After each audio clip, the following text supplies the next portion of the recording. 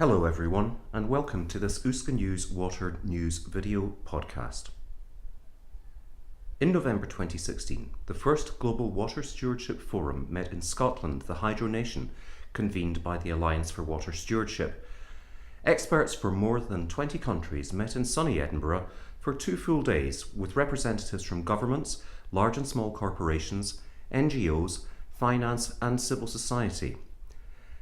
The forum was designed to advance global understanding and impacts of water stewardship and contribute to the further development of the global AWS Water Stewardship Standard. Uska News reported on the forum, and I had an opportunity to speak to several key participants. Welcome to Edinburgh, Jason, Alexandra, and thanks for making some time for us. Tell us about yourself, your organisation, and what brings you to this forum.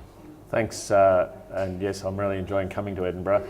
I come from Melbourne in Australia. I've worked in water and river management in the environment field all my working life for a range of different capacities. I have a deep affection for water. I think we often treat water problems as technical problems rather than look at how people have a lived experience and, if you like, a passion or an interest in water. You know, they recreate in it, they bathe in it, they drink it, they're really immersed in it all their life. And what the kind of work I've done have really been about how we get better environmental policies, or if you want, sustainability policies adopted, how we do the thinking, how we understand water systems in terms of setting up research programs, and then how good ideas are transferred, how better practice is transferred.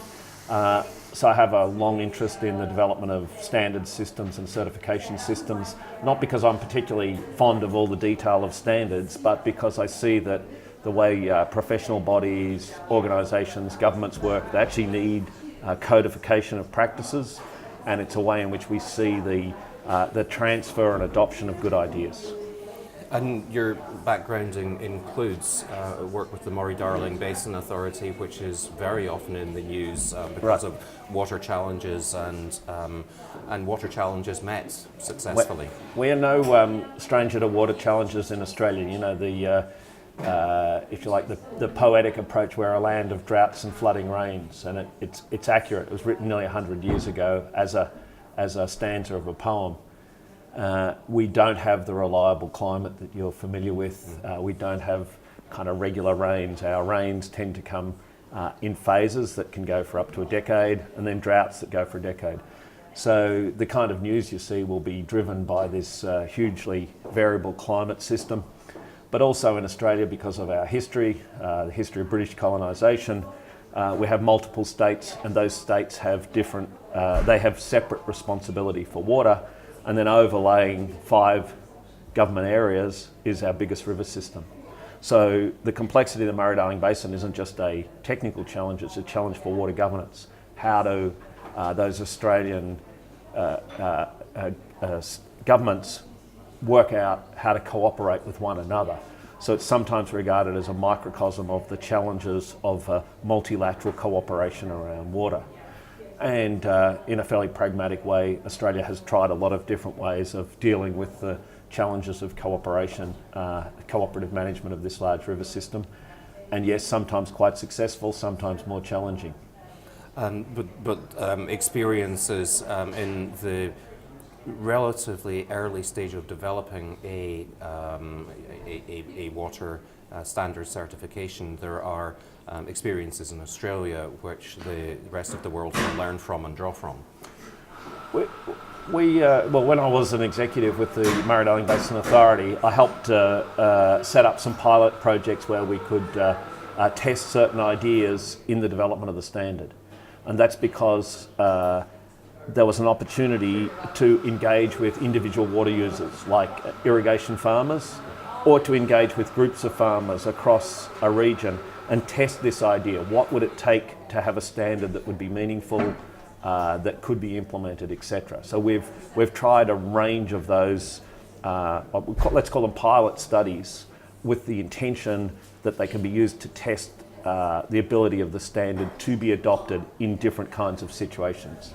We have a range of projects that range from small, let's call them urban streams, that have multiple industrial facilities, suburban areas and so on that drain into a fragile Ramsar listed wetland, through to projects that are involving multiple irrigators who draw their water from the Murray River, Australia's biggest river. So we're trying different things, and it's a little bit opportunistic. It depends on who's interested and who wants to work with us. But Water Stewardship Australia is trying to build a range of different projects that either run through value chains, so from the early stage producers through to the final consumer, or are focused at a geographic location. Thank you. And your colleague Michael Spencer, who's chair of the Alliance for Water Stewardship, mentioned in his introductory address yesterday, he mentioned specifically also prioritising engagement with agriculture and SMEs, and that comes from the Australian experience. Well, it's a practical response to the nature of the water challenges. So in many parts of the world, particularly in the Mediterranean climates, the more arid climates, irrigation for agriculture is often 75%, 85%, 95% of the water that's used in a river basin. So just by volume, in terms of impacts on rivers, that's one large area that's an opportunity for the adoption of better practices. Mm-hmm.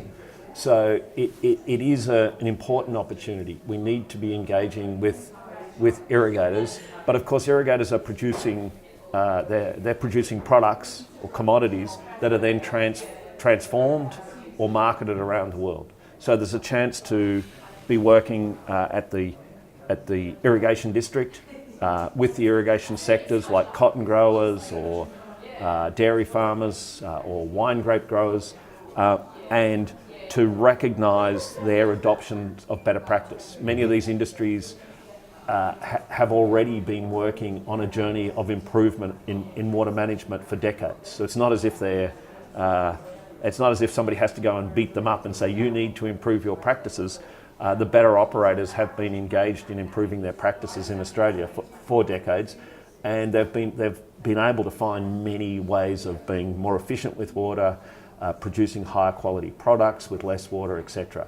So again, I just see it as a huge area of opportunity, and there's an opportunity to have those producers who are excellent water stewards recognised for their work. And it's the smart thing to do, to start at that cutting edge and then work your way up the manufacturing food chain. I think there are opportunities to work at it from lots of different starting points, but that's correct. If the growers are already engaged, already well aware of their responsibilities and their dependencies on water, then they're an obvious starting point for, as I said earlier, for testing the standard, or testing in the development stage, and now we have a standard for applying it in different situations. There are challenges when there are many small producers or small enterprises, but there are also opportunities for reducing the transaction costs, for cooperative approaches. So when we look at organic farming certification, there are group certification schemes, and in water stewardship we're looking at a similar approach where growers from a particular sector or a particular region can certify or run through the water stewardship system, and if they choose to, certify as a group. And something we were discussing before recording, one of the challenges of global implementation of a standard is the dramatic diversity of climate challenges. Australia has its own set of issues. How does that translate automatically or easily to other different geographies?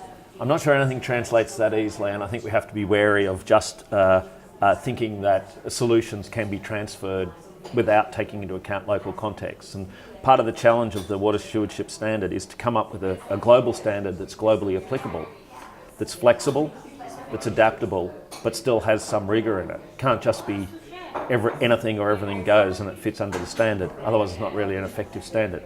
But so the beauty of it is it's really a set of processes or steps that fit to processes that can be applied in different physical geographies, different cultural backgrounds, different economies.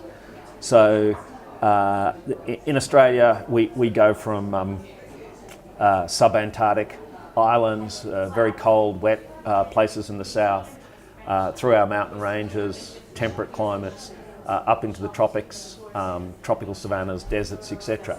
So we're used to thinking about water in a range of climatic zones. They're the kind of physical challenges. I see perhaps a more difficult thing is the different cultural and political arrangements in every country.